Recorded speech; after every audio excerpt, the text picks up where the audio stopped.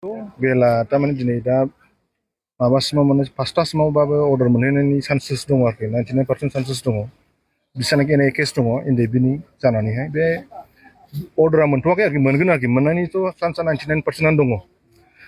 जिखि जाया खुसिनि बाथ्राया बेनो दा एनायनि केसाव दा माने जानाखि NDFBफोर फासिना दंमोन बिसोर दा उदां अख्राङाव फैनो हासिगोनानो जाहैबाय दा आरो मोनसे गेजेराव जाहैबाय जोंनिया दुखुनांथाव बाथ्रा जाहैबाय दिनैनि जारिमिनाव जोंनि एमबाटा बिनिखौ तारमाने आरो बे बेल मोनाखिसैलाय बेखौ लाखिबावलायबाय गोदान केसाव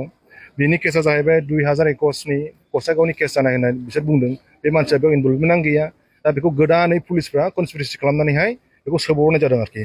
दहाय आं खोन्थाखानोसै जानाखि दिनैनि जानाखि जोंनि आर्मि चिफ एमबाटाखौ लाखिफिननायनि खारना जाहैबाय पलिटिकेल इस्युस थाखागोन बियो 100% बेखौ जों टारगेट खालामना लाबाय बेखायनो जोङो गभर्नमेन्टजोंहाय जों नन कपारेसन खालामनो थागोन आरोखि जेब्लानासिम जों बेल मोना आरो दिनैनि बाटाखौहाय जुदि बेलाव हगाराखै मोनसे केसाव गोदान केसाव सोफिनजादों न'खरनि मानसिखौ थांनानै फुस्लायनानै साइन जर-जबस्ति साइन होनानैसो दिनैहाय आदा बाटाखौहाय तारमाने जोंनि आर्मि चिफखौहाय सोफिननाय जादों आरोखि जेलाव बेखौ रायजो राजाफोरनो आं डाइरेक्ट सिद्दा आं फोरमायहरो लायग्राया जाहैबाय एडिशनेल SP आजिया गलिनुर क्राइमनि बियो बेनि दैदेननायावहाय आदा बाटाखौ एरेस्ट खालामदों आरोखि लेखायाव देखायनाय मथेबा एडिशनेल SP क्राइमनि आरोखि बे क'क्राझारा बेखायनो जों बिराद दुखु मोनदों NLFB जानानैहाय जाहाथे बेबायदि केसाव बिदि बार फासि जानायखौ जों बायो आरो बिदि दाखालामथों आरो सोरबा जुदि बेहाय जुदि बिहाइन्ड द स्क्रिनाव जुदि दंबा खिन्थु बेखौ जों कमप्रमाइस खालामनाय नङा आरोखि बेनो आरोखि जोंनि दिनैहाय जानाखि एनआइआव ट्रायल दङ माबा मा होनो पिटिसन होदों बेल पिटिसन होदों 35 जन 36 जनावहाय तारमाने 33 जना मोननो हागौ मानो होनबा सासे लाइफ सेन्टेन्स दङ बे मोनथ'नाय एसे दिरि जागोन बेयाव मोनगोन बे बेल अब्लाबो मानसिया गनाय नङा आरोखि बेला गासैबो मोनजोबगोन सोरबा सोरबाया गनाय नङा आरोखि जा सोरनिबा माने एक्सट्रा केस गोनांफ्रा फिसा फिसौ थाबावदोंबा आरोखि बहाबाबो जुदि गासैनिबो कर्टआव जुदि क्लियारेन्स मोनजोबबायबा गलांगोन आरोखि बेला खिन्थु एनआइनिफ्राय उदां जासिगोन आरोखि गगोन आरोखि दिनैनि समाव बाथायाबो गनो गोनांनि बाथ्रामोन बाथाया दिनैनि समाव गनो गोनांमोन नाथाय दुखुनांथाव बाथ्राया बेनो जाहैबायना गोदान मैयासो एडिशनेल SPआ कर्टआव फैनानैहाय बाथाखौ बेल होना होनदों बेखौ जोंनि कर्टनि मानसिया खोन्थादों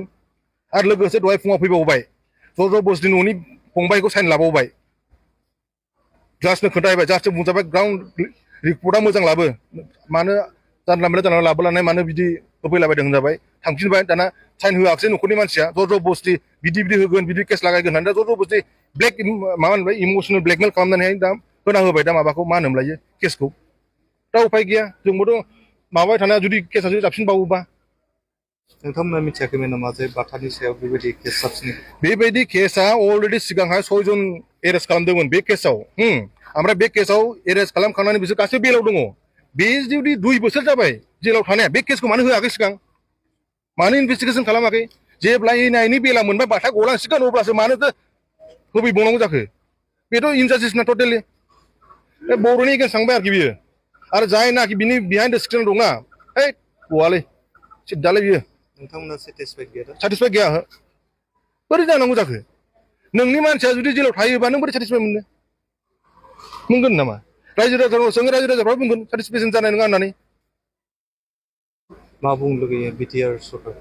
आंथ' सरकारखौ गासैबो खावलायो आं बिटिआरखौल' खावलाया आं आसाम गभर्नमेन्टखौ खावलायो इन्डियान गभर्नमेन्टखौ खावलायो बिटिआर सरकारखौ खावलायो गासैबो खावलायो जोंनि बर'फ्रा जानाखि दावहा नांबोबाय माबा मोनसे मोननो थाखाय दा गासैबो सिस्टेमाव फैजोब्बाय दा सोरखौबा दोननाय सोरखौबा बख'नाय बेथ' जानो नाङाना आं गासैखौबो खावलायगोन आं पार्टिकुलार थोंजों सासेखौल' बुङा दायनिगिरिया गासैबो जायनाखि पावाराव दं बिसोरनिबो दायनिगिरि जागोन जुदि गवाबा जायनाखि पावार गैया नेक्स्टआव फैबा बिसोरबोथ' दायनिगिरि जागोन ओंखायनो जोंनि बर'फ्रा साफा रेसपन्सिबिलिटि दङ कि मानसिफ्रा गजोबनांगौ बेखौ सान सोरबा BPF नो सोरबा UPPL नो सोरबा APP नो सोरबा BJP नो सोरबा कंग्रेस घन्टा बिदिजों सोलिया